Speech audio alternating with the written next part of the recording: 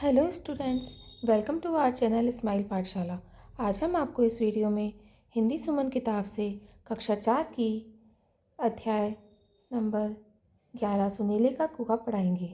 तो देखिए, स्टार्ट करते हैं। राजस्थान और गुजरात की सीमा पर बसा एक छोटा सा गांव था, नरसी की ढाणी।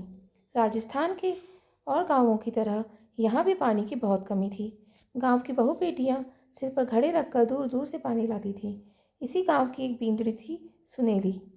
बींदड़ी यानी बहू। घर का सारा काम काज और दूर से पानी भरकर लाना। शाम तक सुनेली थक कर चूर हो जाती थी।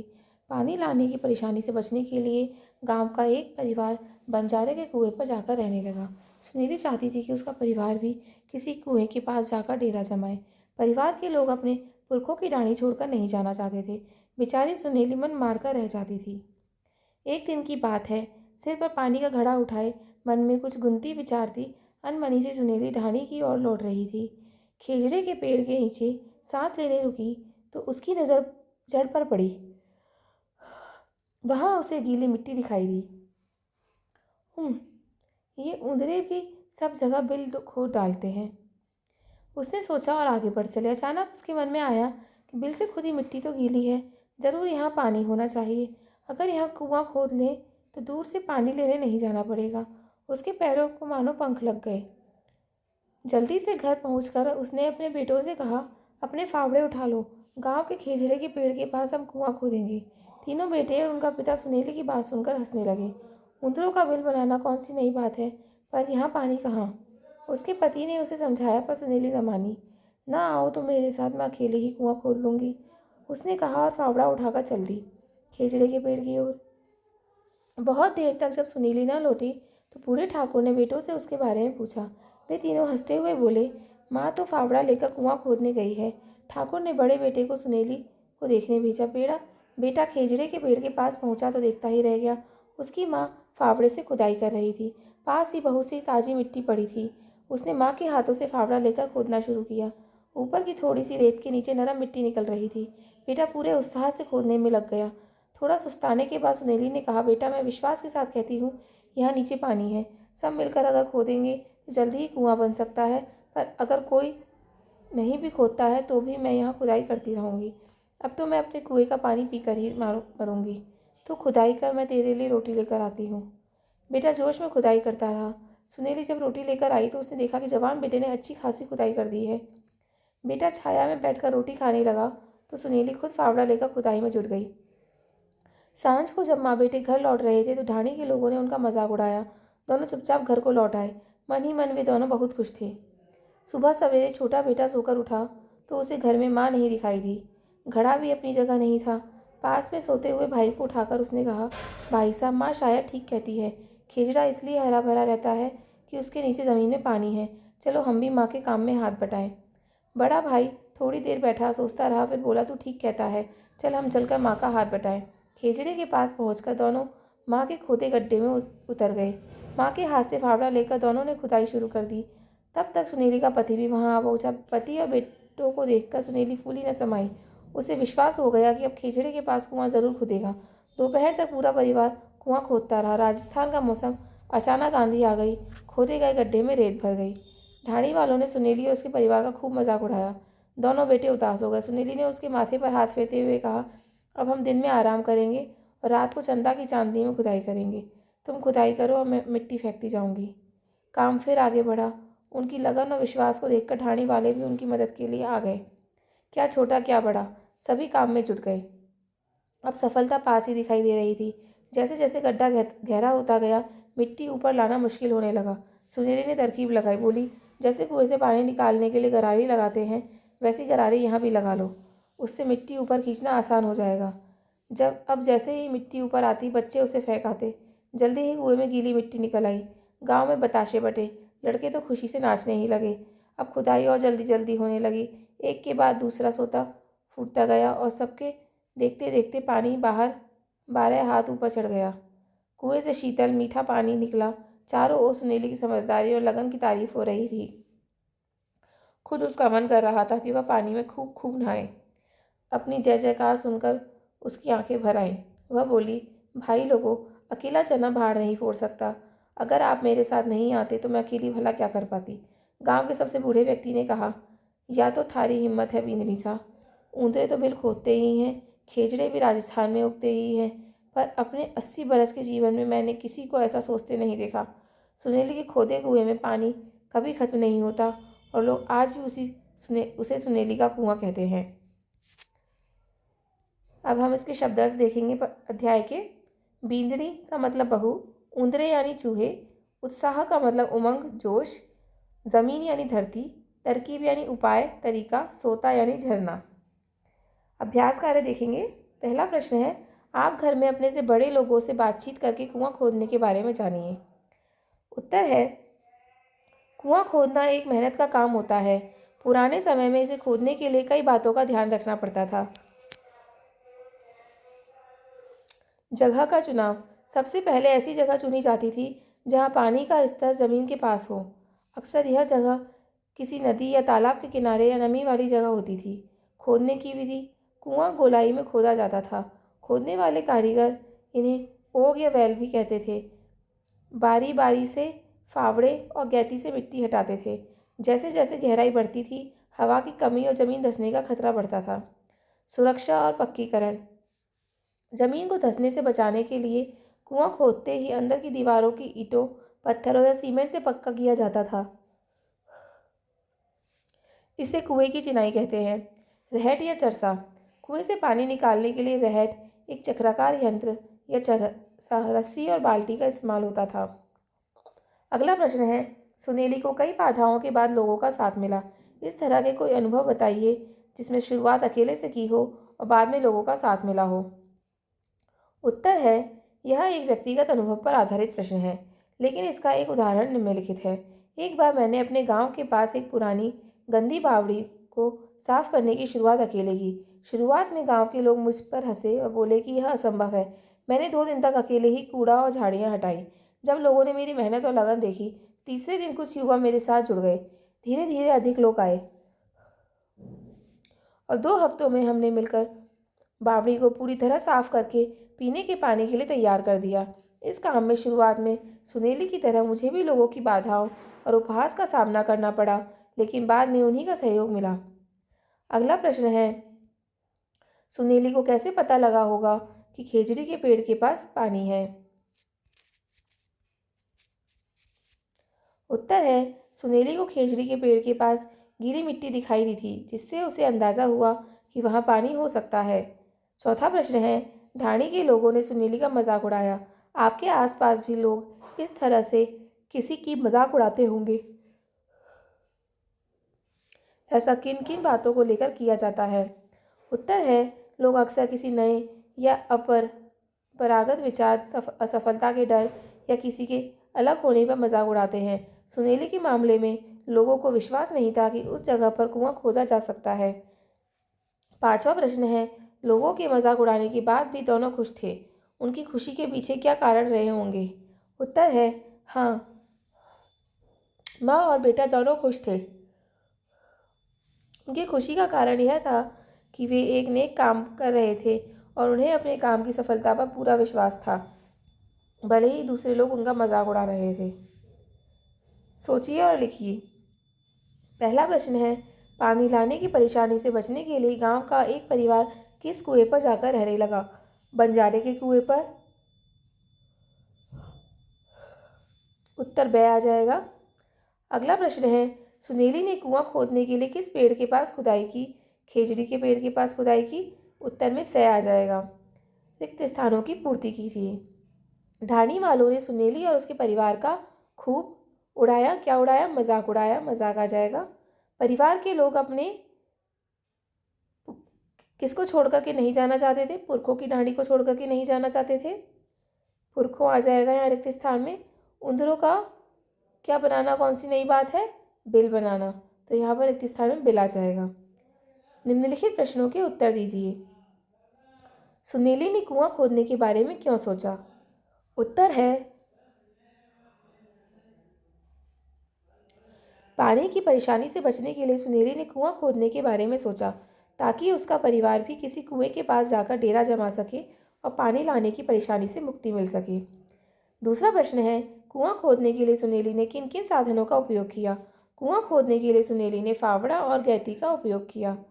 तीसरा प्रश्न है, सुनेली के परिवार के लोग शुरुआत में उसका मजाक क्यों उड़ा रहे थे?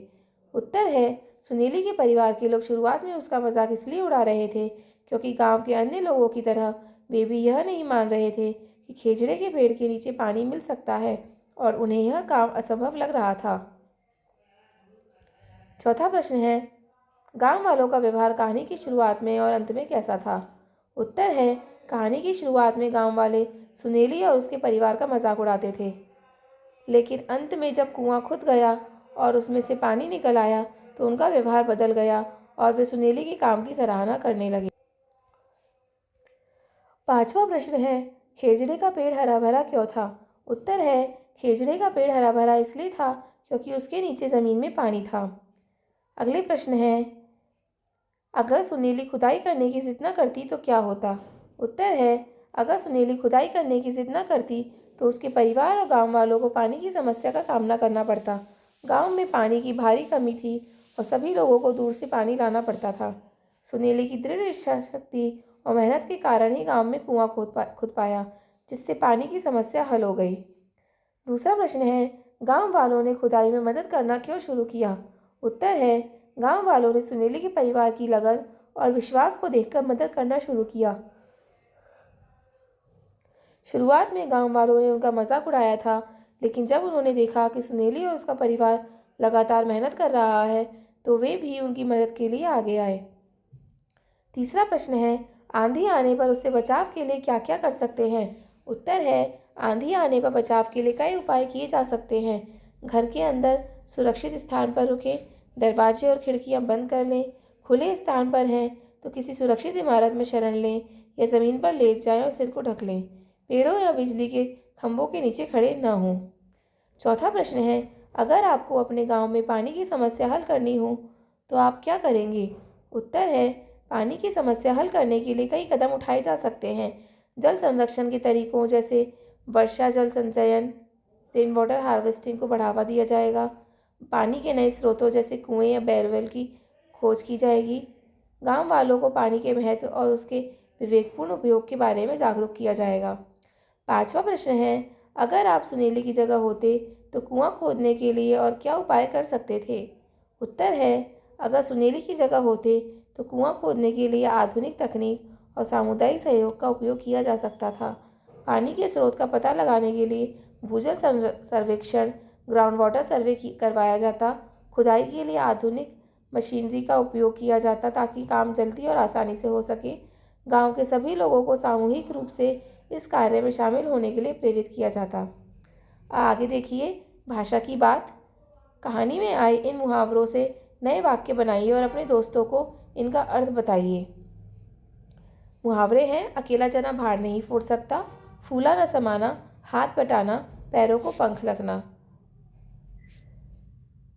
अकेला चना भार नहीं फोड़ सकता, इस मुहावरे का अर्थ है कोई एक व्यक्ति अकेले कोई बड़ा काम नहीं कर सकता, एकता में बल होता है।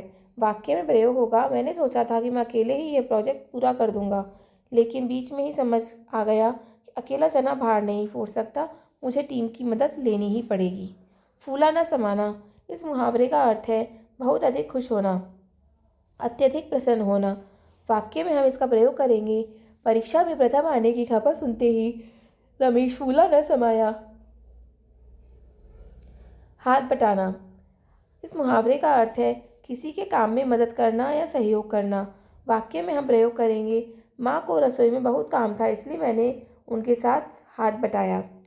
पैरों को पंख लगना, मुहावरे का अर्थ है बहुत तेज गति से दौड़ना या चलना, अत्यंत शीघ्रता से जाना। वाक्य में प्रयोग करेंगे, पिताजी की बीमारी की खबर सुनते ही ऐसा लगा जैसे मेरे पैरों को पंख लग गए और मैं तुरंत घर पहुंचा। नीचे दिए गए शब्दों के समान अर्थ वाले शब्द खोजकर लिखिए। हिम्मत यानी साहस, विश्वास यानी भरोसा। रचनात्मक गतिविधियाँ। देखिए, इस कहानी पर एक नाटक तैयार कीजिए और कक्षा में प्रस्तुत कीजिए। तो हम उत्तर में लिखेंगे, देखिए हमारा नाटक होगा सुनेली का कुआं। पात्र होंगे सुनेली, बूढ़े ठाकुर, बड़ा बेटा, छोटा बेटा, गांव वाले 2-3 लोग, गांव का मुखिया और वाचक यानी नरेटर। दृश्य 1, गांव की ढाड़ी में पानी की कमी। मंच पर गांव का दृश्य। महिलाएं सिर पर घड़े रखकर लौट रही हैं। सुनेली थकी हुई बैठी है। वाचक, राजस्थान और गुजरात की सीमा पर बसता था एक छोटा सा गांव, नरसी की ढाणी। यहाँ पानी की बहुत कमी थी। महिलाएं दूर से पानी लाती, उन्हीं में से एक थी सुनेली। सुनेली घड़ा रखती है थकी हुई आवाज़ में। हे राम, ये रोज़ रोज़ पानी ढोना अब सहन नहीं होता। काश हमारे गांव में भी अपना कुआं होता। ठाकुर हंसते हुए, सुनेली सपना मत देखो, यहाँ तो रेत ही रेत है, पानी कहाँ से निकलेगा। दृश्य 2, खेजड़ी के पेड़ के पास। सुनेली पानी का घड़ा लेकर लौट रही है। खेजड़े के पेड़ के नीचे रुकती है। सुनेली जड़ को देखकर, अरे ये तो गीली मिट्टी है, ज़रूर ज़मीन के नीचे पानी है, मैं यहीं कुआं खोदूंगी। तेजी से घर की ओर जाती है। उसके पैरों में जैसे पंख लग गए। वह विश्वास से भरी घर लौट आई। दृश्य 3, परिवार का मतभेद। सुनेली, सुनो जी, फावड़ा निकालो, हम खेजड़े के पास कुआं खोदेंगे। ठाकुर हंसते हुए, अरे तुम भी चूहों के बिल खोदने लग गई क्या। सुनेली, अगर तुम सब नहीं चलोगे तो मैं अकेले ही कुआं खोद लूँगी। वो फावड़ा उठाती है और निकल पड़ती है। दृश्य 4, खुदाई शुरू। वाचक, सुनीली खेजड़े के पेड़ के पास पहुंचती है और खुदाई शुरू कर देती है। कुछ देर बाद उसका बेटा यहाँ आता है। बड़ा बेटा चकित होकर, अरे माँ, तुम क्या कर रही हो। सुनेली, हाँ बेटा, मुझे विश्वास है यहाँ पानी मिलेगा। तू भी फावड़ा चलाना शुरू कर। दोनों खुदाई करने लगते हैं। दृश्य 5, गांव वालों का मजाक। ढाणी के कुछ लोग हंसते हुए आते हैं। गांव वाला 1, देखो देखो ये सुनेली कुआं खोद रही है। गांव वाला 2, रेगिस्तान में पानी, भारी बींदड़ी। सुनेली और बेटा चुप रहते हैं। सुनेली धीरे से, हंसो जितना हंसना है, एक दिन ये हंसी तालियों में बदलेगी। दृश्य 6, रात की खुदाई। वाचक, आंधी आई, रेत गिरी, पर सुनेली ने हार न मानी। फैसला किया कि अब खुदाई रात को होगी। सुनेली अपनों से, तुम खुदाई करो, मैं मिट्टी फेंकती जाऊंगी। सांझ बेटे और पति काम में जुटते गए।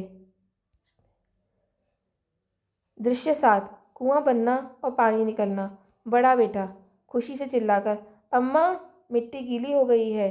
छोटा बेटा, पानी पानी, हाँ देखो पानी छलक रहा है।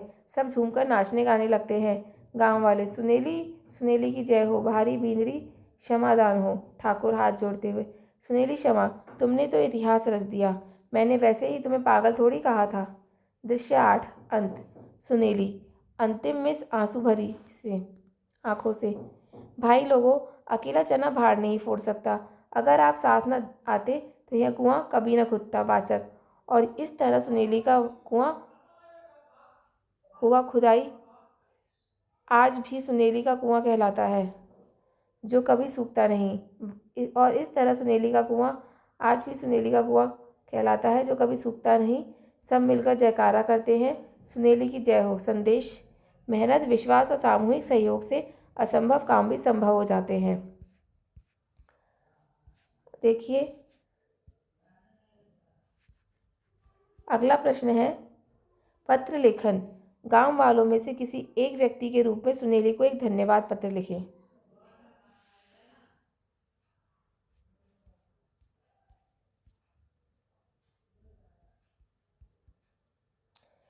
देखिए, सेवा में प्रिय सुनेली, गांव का पता जैसे रामगढ़ गांव, दिनांक 20 नवंबर 2025। विषय, आपके निस्वार्थ कार्य और साहस के लिए धन्यवाद पत्र। हम गांव की सभी महिलाएं आपको दिल से धन्यवाद देना चाहती हैं। पिछले कई सालों से हम सभी को पानी के लिए कितनी दूर जाना पड़ता था और कितना संघर्ष करना पड़ता था, यह आप अच्छी तरह जानती हैं। जब आपने अकेले कुआं खोदने का काम शुरू किया तब लोगों ने आपका मजाक उड़ाया, लेकिन आपने हिम्मत नहीं हारी और अपने काम में लगी रहीं। आपके साहस और परिश्रम के कारण आज हमारे गांव को यह सुखद दिन देखने को मिला है। अब हमें घंटों तक पानी की चिंता में नहीं रहना पड़ता। आपका खोदा हुआ यह कुआं सिर्फ एक गड्ढा नहीं, बल्कि हमारे लिए जीवनदायिनी वरदान है। आपने हमें सिखाया कि अगर भरोसा और लगन हो तो कोई भी काम असंभव नहीं है। हम आपकी बहुत आभारी हैं। धन्यवाद सहित आपकी आभारी नाम गांव की एक महिला, जैसे रमेश की पत्नी, समस्त गांव की महिलाएं। अगला प्रश्न है, पानी के सही उपयोग और पानी बचाना। विषय पर एक पोस्टर तैयार कीजिए। तो देखिए इस तरीके से पोस्टर बनाएंगे। पानी बचाओ जीवन बचाओ का।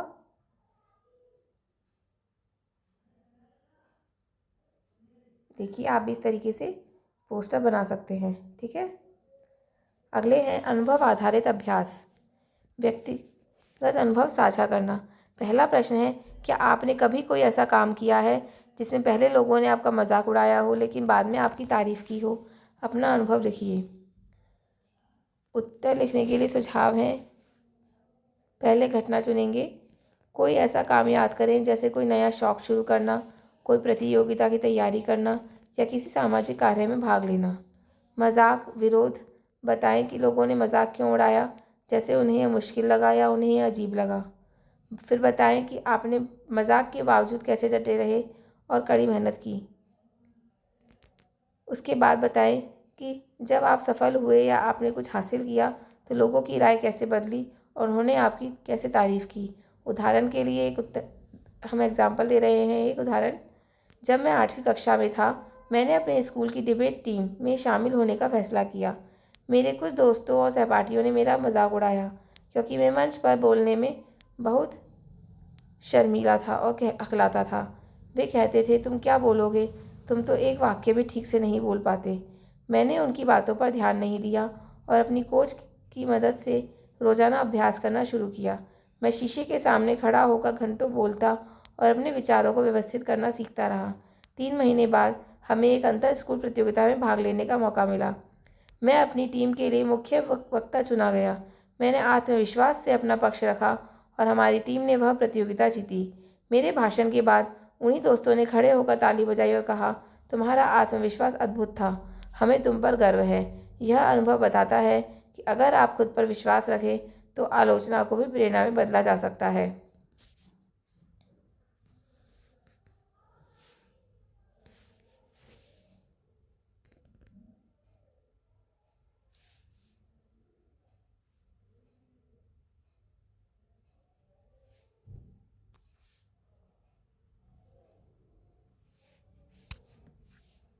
यहाँ पर 4th आ जाएगा, चौथी कक्षा में। ठीक है। अगला प्रश्न है, आपके घर या समुदाय में पानी बचाने के लिए क्या क्या उपाय किए जाते हैं? उत्तर है, पानी अनमोल है और इसे बचाने के लिए हमारे घर और समुदाय में दोनों स्तरों पर प्रयास किए जाते हैं। घर पर किए जाने वाले मुख्य उपाय। दैनिक आदतें। दांत ब्रश करते समय या शेविंग करते समय नल को बंद रखा जाता है। कम पानी का उपयोग। नहाने के लिए शावर की जगह बाल्टी या मग का उपयोग किया जाता है। पुनः उपयोग। सब्जियां धोने के बाद बचे पानी को पौधों में डालने के लिए उपयोग किया जाता है। लीकेज की रोकथाम। नल या पाइप में रिसाव होने पर तुरंत उसकी मरम्मत कराई जाती है। सोसाइटी में किए जाने वाले मुख्य उपाय। वर्षा जल संचयन, रेन वाटर हार्वेस्टिंग। सोसाइटी की छत के पानी को भूमिगत टैंकों या रिचार्ज पिट्स में जमा किया जाता है। जागरूकता अभियान। सोसाइटी नोटिस बोर्ड और डिजिटल माध्यमों से पानी के सही उपयोग और बर्बादी रोकने के लिए जागरूकता फैलाई जाती है। ड्रिप सिंचाई। सार्वजनिक पार्कों में पानी देने के लिए ड्रिप इरिगेशन का इस्तेमाल किया जाता है, जिससे पानी की बर्बादी कम होती है। सार्वजनिक नलों की निगरानी। सामुदायिक नलों और जल लाइनों की नियमित जांच की जाती है ताकि कोई बड़ा लीकेज ना हो। ये उपाय सुनिश्चित करते हैं कि पानी का उपयोग जिम्मेदारी से हो और भविष्य के लिए जल संसाधन सुरक्षित रहें। तो देखिए इसी के साथ हमारा यह अध्याय समाप्त होता है। आशा है आपको ये वीडियो अच्छा लगा होगा। आगे के चैप्टर्स के लिए हमारे चैनल से जुड़े रहिए। हमारे चैनल को लाइक कीजिए, शेयर कीजिए, सब्सक्राइब कीजिए। धन्यवाद।